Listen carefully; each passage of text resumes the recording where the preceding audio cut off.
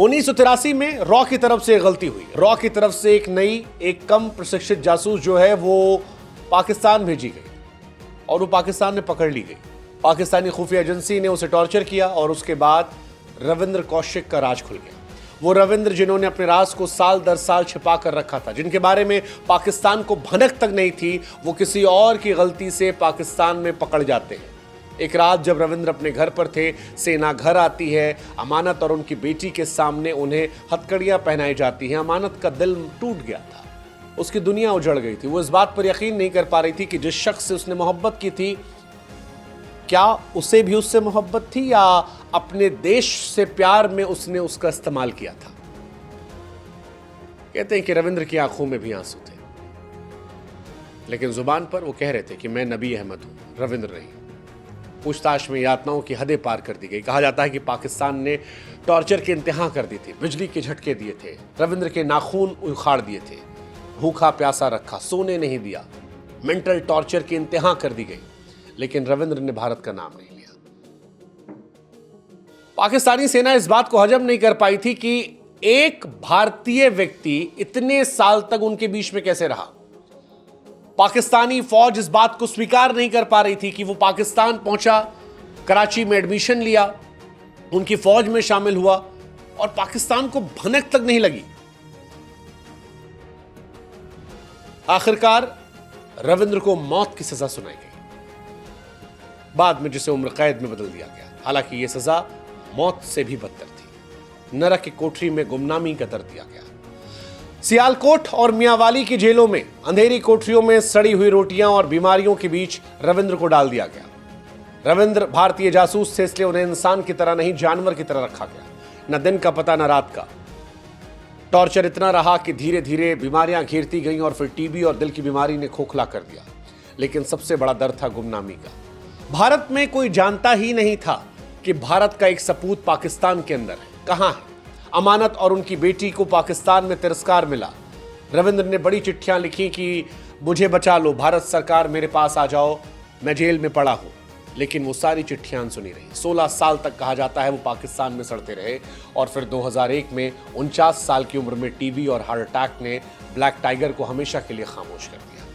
उनकी मौत की खबर भी भारत में कई दिनों बाद पहुंची। उनकी मां लगातार ये सवाल पूछती रही कि मेरे बेटे ने देश के लिए कुर्बानी दी, क्या मेरे बेटे के नाम पर देश में एक सड़क, एक चौराहा नहीं हो सकता। यह सवाल उठा कि रविंद्र ने भारत में 20,000 लोगों को बचाया, युद्ध होने से बचाया, भारत की सुरक्षा का ध्यान रखा, लेकिन रविंद्र की कुर्बानी के बदले देश ने क्या दिया। जिस मां ने अपने बेटे को देश के लिए समर्पित कर दिया, वो सालों साल सरकार के दरवाजे खटखटाती रही, चिट्ठियां लिखती रही, नेताओं से गुहार लगाती रही, बचा लो, वापस ले आओ। 16 साल तक उसकी मां इस कोशिश में रही, लेकिन जब बेटे की मौत हो गई, उस मां के कई सवाल थे जिनका जवाब किसी के पास नहीं है।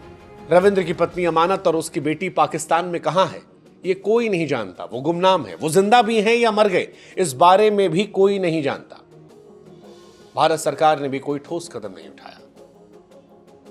रविंद्र के भाई ने बताया कि उनकी मां की आखिरी सांस तक उम्मीद थी कि बेटा लौट आएगा, मगर वो अधूरी रही।